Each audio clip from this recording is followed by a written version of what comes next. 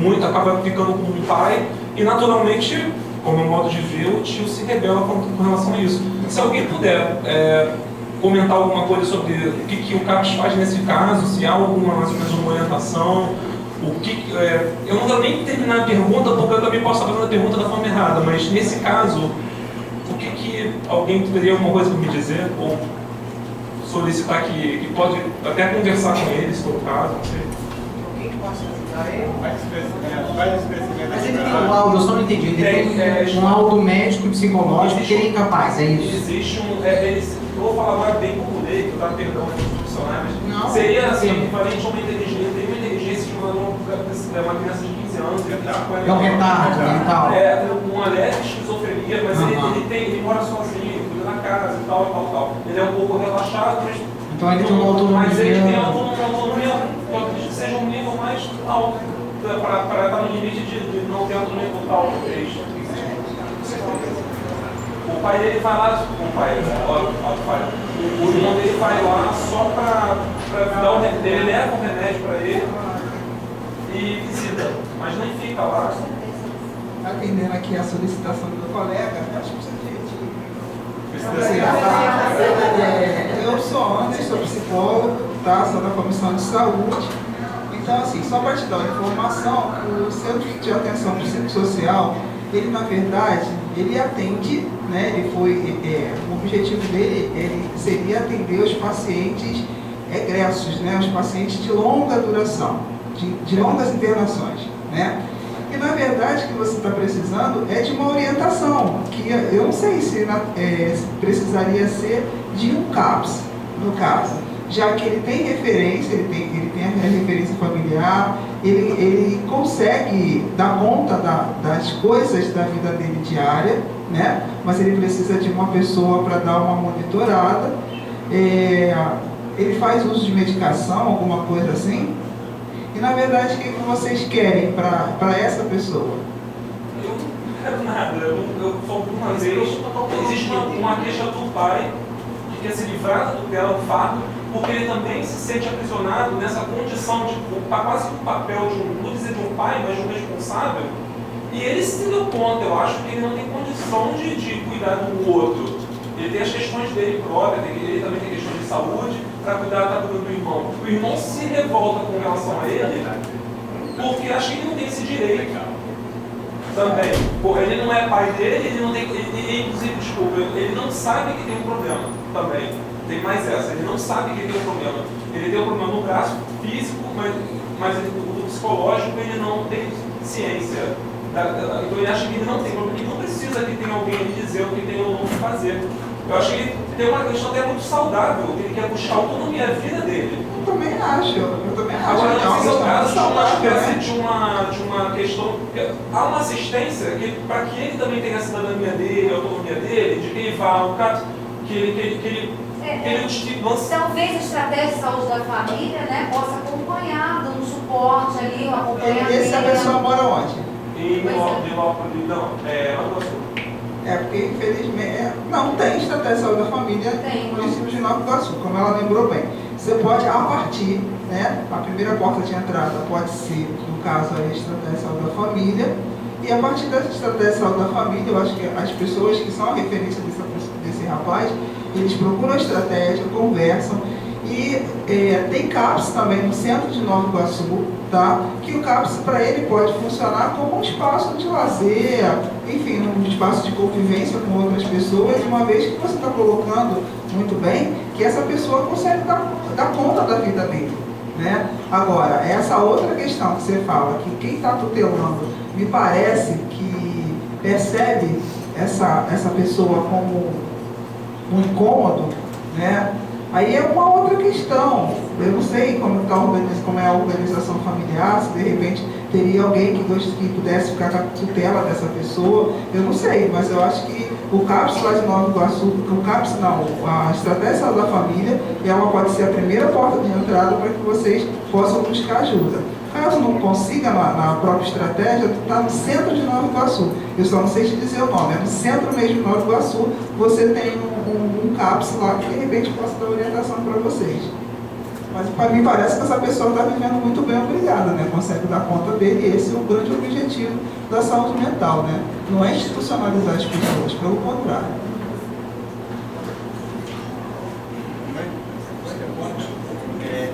Sobre essa questão, eu acho que Não quero levantar mais nada não, acho que já deu, né, antes que falou bem. Mas a colega, ficou bem para você? Ou, não? Como você disse, você trouxe uma questão, mas assim, não está muito bem formulada, porque tem aí tem um desdobramento, tem acompanhamento. Eu acho que tem que haver um contato com o profissional. Ainda mais que eu estou relacionado ali com a família, com alguém que vai começar alguma coisa a pensar. Mas não é para o lado de internação, nada desse tipo, não. É realmente que possa conquistar a sua autonomia mesmo, né? E até a família viver melhor em remédio físico, então, que deveria ser um cuidado, seja um cuidado, não um controle, porque eles são muito presentes. Hoje você está falando também um pouco da sua angústia, né? E de ver como é que pode ficar essa pessoa em desamparo se quem o tutela não, talvez não sente isso. Porque só de saber pelo menos o que eles vão questionamento para procurar alguma coisa. Tá certo. Agora tem a colega puxou uma outra questão lá, uma ficha, e quando ela puxou a ficha, ela fez uma pergunta, e eu pedi que ela trouxesse para o grupo, né? Boa tarde, meu nome é Patrícia. Quando eu levantei, eu peguei essa questão do atendimento online, que na verdade eu não sei como funciona, então gostaria de aprender como é isso, se isso é possível realmente, como que é feita essa prática. E a questão do atendimento home care, eu também estou vendo, estou querendo aprender sobre isso, como que funciona. Se tiver alguém aqui que já trabalha dessa forma, que possa estar me orientando, eu queria mesmo aprender sobre isso.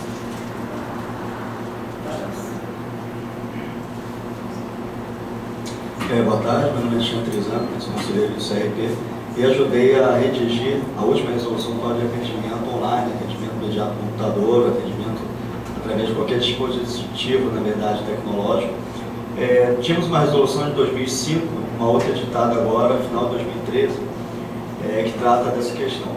Basicamente, esse tipo de atendimento é separado em duas partes. Assim, um seria um atendimento que a gente pode entender como psicoterapêutico, com número na verdade, de critérios elaborados que passam por um comitê de ética, tem que ser atrelado a alguma instituição de ensino, né, de ensino superior, alguma coisa, na verdade, uma instituição de pesquisa, isso para o entendimento de algo como psicoterápico. E uma outra possibilidade, que seria um atendimento que se dá até 20 sessões, mas que aí pode ser cobrado, né, esse anterior não poderia ser cobrado, esse segundo poderia ser cobrado, mas se entende que não seria psicoterapia, seria alguma espécie de orientação. Se parte de uma premissa que teria um foco, um tema principal a ser trabalhado até essas 20 sessões. Mas a gente entende que é muito tema isso aí, o que seria 20 sessões de orientação de algum tipo, né, seja trabalho, profissional ou o que for, e o que seria psicoterapia, porque a maior parte das linhas, quase todas, podem fazer em 20 sessões algo que é um processo terapêutico. Mas se entende que isso não pode ser nomeado no processo terapêutico. Você se for atrelado a um instituto de pesquisa, que tiver um comitê de ética, que tiver uma série de questões que não seja remunerado por isso, que o sujeito saiba que aquilo é entendido como algo experimental. Mas quando se pensa nessa resolução, principalmente Rio de Janeiro e São Paulo, que debateu bastante ele, que seja que possibilite que discussões, né, passem a ser realizadas e que a própria sociedade, os psicólogos, os conselhos, as entidades, digam se isso funciona ou não. Porque o que põe realmente uma série de perguntas aí, se isso funciona ou não, como funcionaria. Eu acho que cada linha teórica vai responder isso, seja através da transferência, contra-transferência, empatia, sincronicidade, ou seja o que for, como que através de uma tela ou algo semelhante você vai se dar no processo terapêutico, sabendo dos riscos que tem ali desse material, teoricamente não, de acordo com a resolução, o psicólogo tem que tentar preservar essa segurança, a gente sabe que as informações vazam na internet, está aí a questão dos Estados Unidos que acessa tudo de comunicação, então, e hackers também conseguem acessar, então vai até um certo ponto essa tentativa de buscar garantir um sigilo dessa troca de informações. E tem uma série de outras questões. Você está no meio de atendimento, a pessoa começa a entrar em algo muito delicado dela. E de repente a conexão cai. Né? Se você está no atendimento frente a frente com a pessoa, ela entra num surto, numa crise, num momento, você está ali para dar alguma contingência. Se a pessoa está ali, desliga ou vai embora, ou a conexão cai, você tem um problema ali, né, elaborado. E se essa informação toda depois ela acaba sendo disponibilizada, dessa comunicação, vai expor extremamente esse cliente, né, o paciente. Ou seja, o que se pensa em não proibir, porque há também entendimento que relacionamentos, namoros, amizades, isso tudo começa e termina por esse meio tecnológico. Hoje em dia o pessoal mais jovem bate papo e conversa, né, por WhatsApp, outros meios, sem se ver, e a relação que se entende que é ali de uma amizade, de uma ligação extremamente forte, né, que para quem não nasceu nessa geração não entende isso, diz, pô, como é que pode? Porque em vez de ficar conversando, ele conversa pessoalmente. Então, você fala de outros modos de existir, né, de outros modos de se comunicar. Então, a psicoterapia pode ser um caminho assim, talvez de um mundo que a gente não queira, que a pessoa esteja cada vez mais sem tempo, chega em casa, liga o computador, acessa o seu terapeuta durante 1 hora, desliga e volta a fazer seus afazeres. A gente entende também que o deslocamento aí, naquele momento de reflexão e o posterior é importante. Mas a gente caminha para um mundo cada vez mais, não sei, automatizado, para o bem ou para o mal. Né? Acredito eu, possivelmente até mais para o mal. Mas é isso, a resolução ela não coíbe, não proíbe, abre essa possibilidade de até 20 atendimentos com uma causa, com uma questão a ser colocada ali. E se for algo para além de 20 sessões, que caberia, né, que você tivesse uma instituição maior, né, de alguma forma ali, né, trabalhando essa questão. Também, se o seu cliente ele viaja ou está no exterior por um período curto, alguma coisa, você pode fazer esse atendimento online. Né? Isso aí a resolução permite, porque você entende que é esporádico, a pessoa vai dar algum tipo de manejo naquele momento. Mas realmente a resolução não coloca que é permitido psicoterapia ad eterno ainda hoje em dia no Brasil. Isso é o status que a gente está atual. O que eu acho que tem que ser feito é isso, são mesas de discussões, talvez um dia puxar só o termo, atendimento mediado, avisar essa categoria, atendimento mediado no computador, ou qualquer outro meio. Aqui no CRP, em outros espaços, e dialogar isso. Quem fala bastante sobre isso, pesquisa, é muito no grupo de São Paulo, até da USP, se eu não me engano, da PUC também. Mas eu acho que é algo que a gente tem que avançar.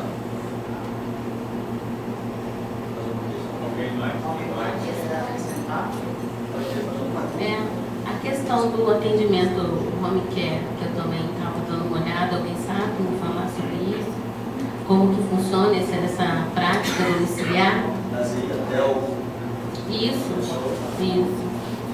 Eu sei um pouco, né? Eu não atuei nisso, mas eu conheço pessoas que trabalham em empresas ligadas à área da saúde, principalmente privada, e que são psicólogas e que atendem via home care, porque quando essa empresa entende que aquele paciente precisa de um atendimento de médico, de enfermeiro, seja o que for, e também de psicólogo, esse psicólogo vai até lá, tem um horário marcado, e a pessoa muitas vezes na camada e tudo mais, realiza um atendimento psicológico ali, presencial na casa da pessoa. Mas só nesse caso de acamado?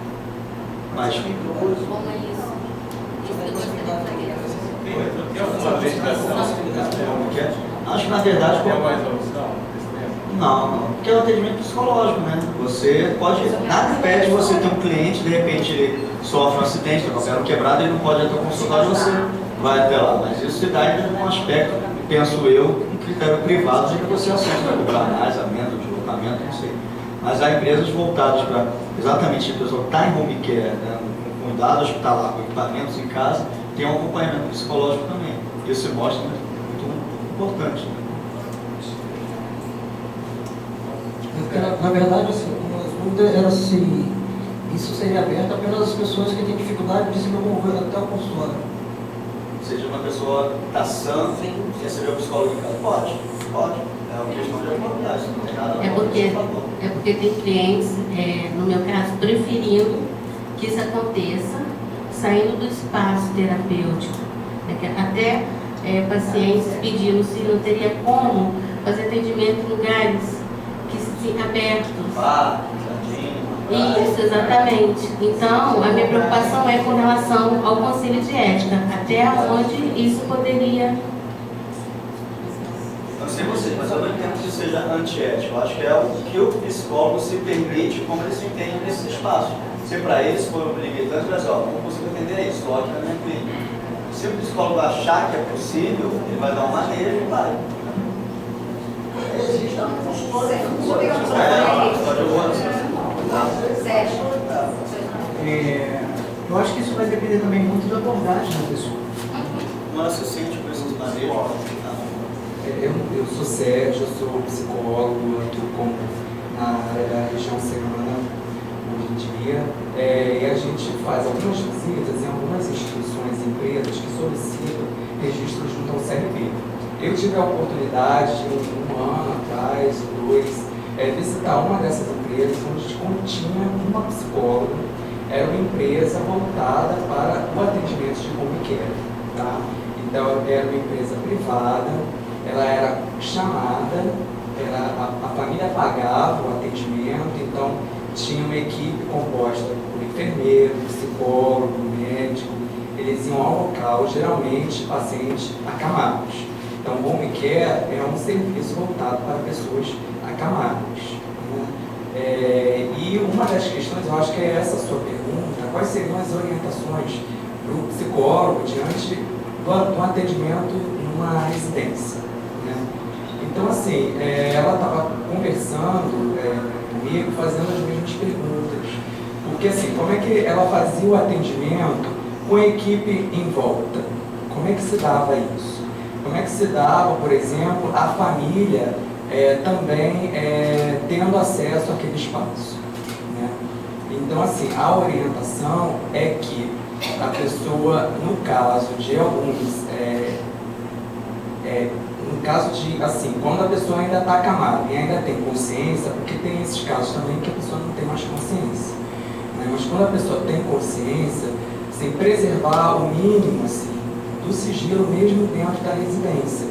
Então, de repente, observar em que momento é possível fazer uma aproximação que garanta um pouco mais de sigilo. Então, de repente, fechar a porta, conversar com a família, que de repente